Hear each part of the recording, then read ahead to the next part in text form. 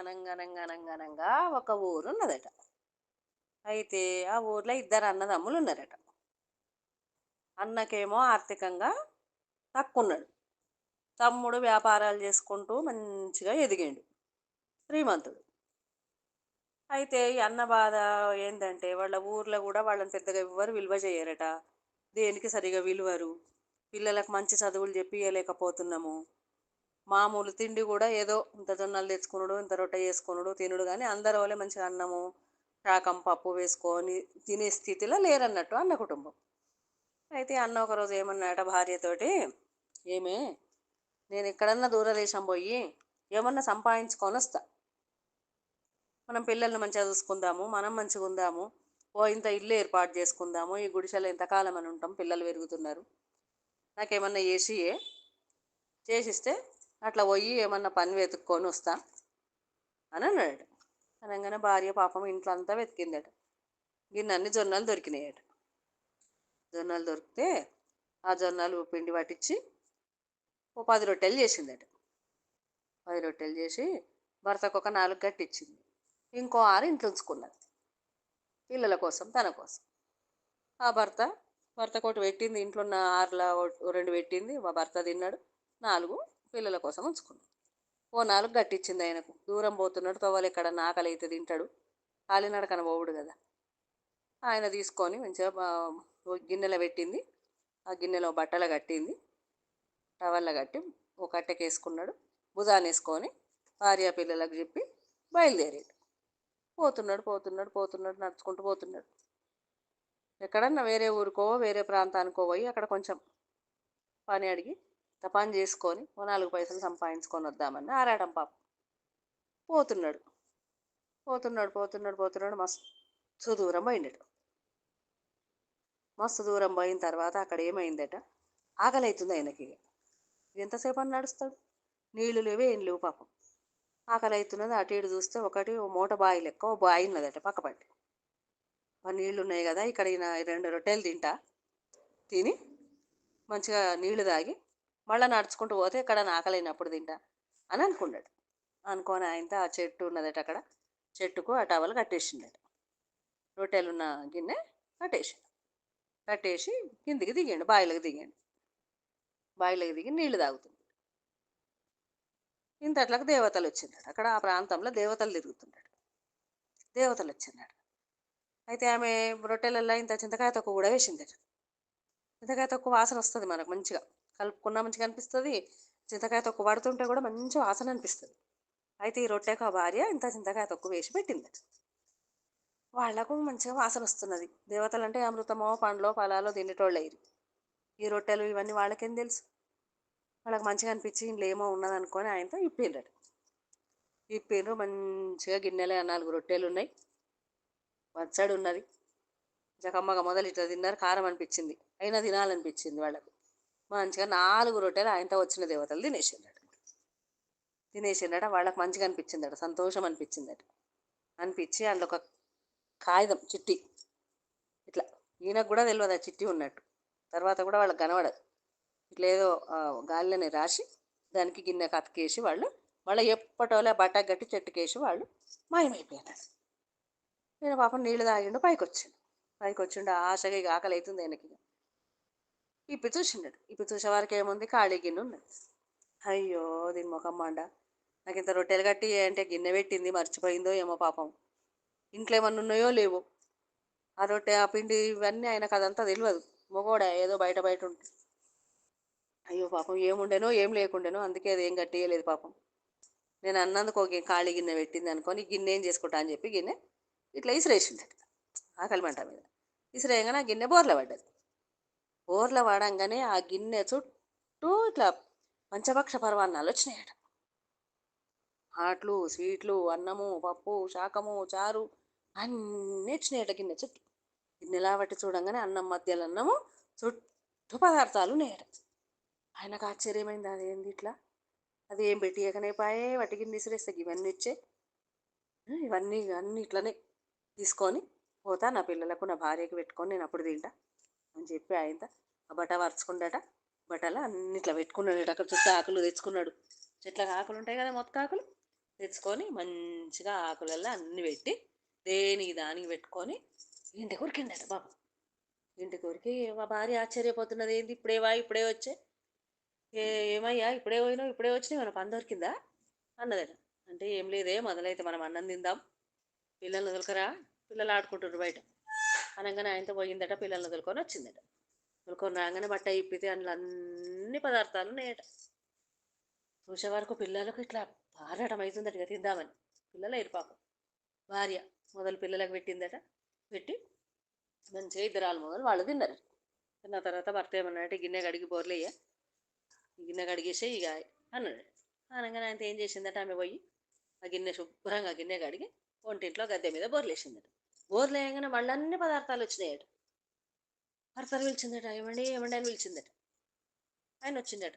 చూడుండగా చూసే వరకు ఏముంది, మళ్ళీ అక్కడ అడవిలో ఎట్లయితే అన్ని పదార్థాలు వచ్చినాయో ఇప్పుడు ఇంట్లో కూడా పొయ్యి గద్దె దగ్గర అన్ని పదార్థాలు వచ్చినాయట. ఆయనకు ఆశ్చర్యం, ఇదేం విచిత్రము, మరి మళ్ళీ గిన్నె కాబట్టి మళ్ళీ గిన్నె బోర్లేసిందట. మళ్ళీ వచ్చినాయట. ఇంతగానం వస్తున్నాయి, మా అన్నోళ్ళకి వాళ్ళకి పెడదామే, మా తమ్ముళ్ళకి పెడదామే అని అనగానే సరే, వీళ్ళు మంచి కుటుంబం, ఇది అందరు తినాలని ఉంటుంది వాళ్ళకి. సరే పిలుద్దాము పెడదాము. వాళ్ళు ఏమనుకున్నారట, అందరిని పిలుద్దామండి, ఇవేమో ఇవి ఇద్దాం వాళ్ళకు. ఇప్పుడు వెళ్ళిందే కదా, ఇప్పుడు మనం కడుపు నిండా తిన్నాం, మనం ఏం చేసుకుంటాం, ఇది ఏం దాచిపెట్టుకునే వస్తువు కాదు, ఖరాబ్ అయిపోతాయి ఉంచుకున్నా. ఇప్పుడు పోయి మీ తమ్ముని వాళ్ళకి ఇచ్చేసి వస్తా, రేపేమో ఊరు మొత్తం భోజనాలకు పిలుద్దాం అని అనుకున్నాడు. అనుకొని ఆయనతో రాత్రికి సాయంత్రం వాళ్ళ తమ్ముని వాళ్ళకు అవి ఉన్న పదార్థాలన్నీ ఇచ్చేసిండట. వాళ్ళ రాత్రికి ఏదో ఒకసారి బోర్లు వేసుకున్నారు, తిన్నారు. తెల్లవారి ఊరందరికీ భోజనాలకు చెప్పిండట.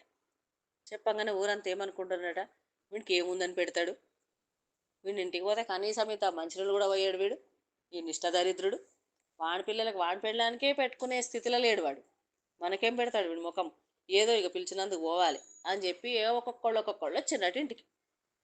ఇంటికి ఒక్కళ్ళ చొప్పునే వచ్చిండట. వస్తే ఏముంది, మంచిగా ఈమె గిన్నె బోర్లు వేస్తుంది, ఆయన విస్తారేస్తున్నాడు, ఈమె గిన్నె బోర్లు వేస్తుంది, ఆయన విస్తారేస్తున్నాడు, ఈమె గిన్నె బోర్లు వేస్తుంది. పంచభక్ష పరవన్నాలు ఒక్కొక్క విస్తాట్ల కళ్ళు చెదిరిపోయేటట్టు ఆహార పదార్థాలు వస్తున్నాయట అందరికి. అయిపోయి ఇక ఓళ్ళ నుంచి వాళ్ళకు ఊరు మొత్తం తెలిసిపోయింది.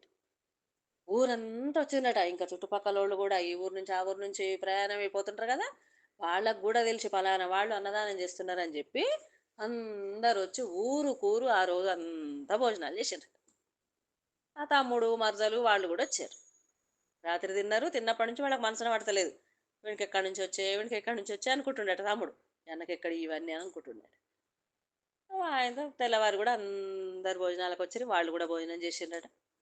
ఇక వీడికి ఆరాటం, అన్న ఎట్లొచ్చింది నీకు ఇది, ఈ గిన్నె ఎట్లొచ్చింది చెప్పవా అని అడుగుతున్నాడు తమ్ముడు. అనగానే అన్న ఏం చేసిండట, ఇక చెప్తారు కదా, ఇక ఉన్న విషయం చెప్పుకుంటారు కదా. ఏం లేదురా, ఇట్లా ఏం లేదు, ఎక్కడికన్నా పోయి ఏమైనా సంపాదించుకొని వద్దామని పోతుంటే మీ వదిన నాకు ఇంత రొట్టెలు చేసి ఇచ్చింది, చేసిస్తే బాయిలకు దిగిన మంచినీళ్ళు దాగి పైకి లేచేవారికి అందులో ఏం లేదురా, గిన్నీసులు వేస్తే ఇట్లా పదార్థాలు వచ్చినాయి, నాకేం జరిగిందో నాకు తెలియదు, కాకపోతే అందరు తినాలని ఆరాటంతో నేను అందరికి కడుపు నుండి అన్నం పెడుతున్నారా, రోజు కూడా నాకు చేతనైన దగ్గరికి నేను పెడతా అని అన్నాడు.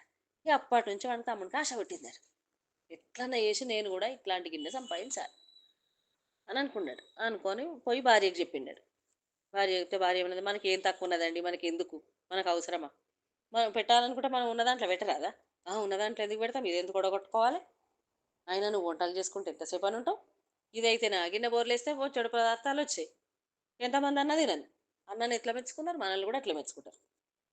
అనగానే సరే ఇక ఏం చేస్తా అని అనుకుందట. అనుకోగానే నువ్వు కూడా ముక్కుపోయిన జొన్నలు తెచ్చి నాకు 4 రొట్టెలు చేసి అనగానే, ముక్కుపోయిన జొన్నలు ఎందుకు, పట్టినన్ని జొన్నలు నా ఇంట్లో సంచలా కొద్ది, నువ్వు వ్యాపారం చేయబడుతుంది, అమ్మనే పడుతుంది, తేవైన పడుతుంది, వద్దు ముక్కిపోయిన జొన్నలేదే, మా అన్నకు మా వదిన ముక్కిపోయిన జొన్నలతో రొట్టె చేసిందట, నువ్వు కూడా అవే చెయ్యి వినిపించి పాడుగాని అనుకుందట. ఇక తప్పదు కదా, ఇక మొగడాయ ఆయనతో పోయిందట.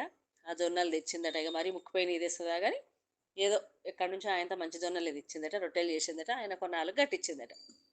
కట్టెకు కట్టుకున్నాడట, భుజానికి వేసుకొని ఇక పోతున్నా అని చెప్పి పోయిందట. ఏమనుకుందట, ఎందుకో లేనిది పెట్టుకున్నాడని అనుకుందట భార్య. ఆయన పోతున్నాడు. ఆయన ఆకల మన ఇంట్లో మంచిగా కడుపున్నాడే తినే, ఈ 4 రొట్టెలు తినాలని ఆశ కూడా ఆయనకు లేదు. ఆ బావి వెతుక్కుంటూ ఆయనతో బావి దగ్గరికి పోయిండట. చెట్టుకు గట్టేసిండట. నీళ్ళలో బావిలకు దిగిండట. దిగి నీళ్ళు తాగుతలేడు, పైకి చూస్తున్నాడు. ఎవరొస్తారు ఏం పెడతారు, ఎవరొస్తారు ఏం పెడతారు అని చూస్తుండట. ఇంతట్లకు వాళ్ళు రానే వచ్చిరు దేవతలు. వచ్చిండ్రట, మంచిగా 4 రొట్టెలు తిన్నారట. ఏదో మాయ చేసిండ్రు.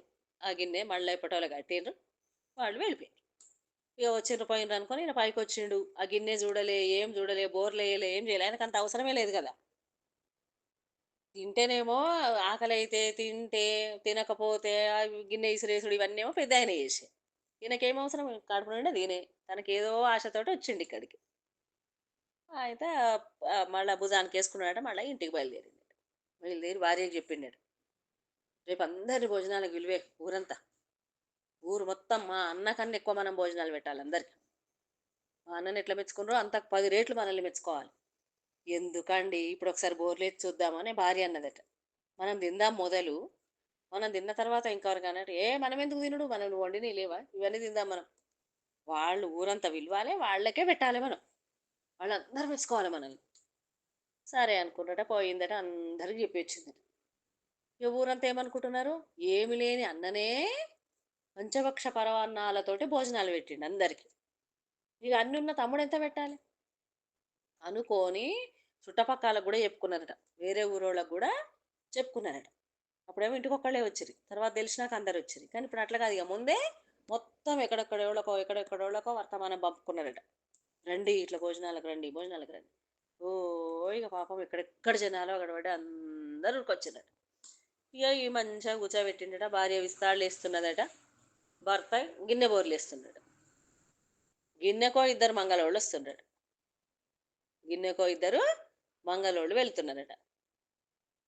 వచ్చిన వాళ్ళకల్లా జుట్టు వట్ట జుట్టు కొరగ, జుట్టు వట్ట జుట్టు కొరగ. ఊరు మొత్తం ఆయన జుట్లు కొరు కూడా అయిపోయింది. ఇక తిట్టుకుంటూ పోని జనం లేరట వాళ్ళను.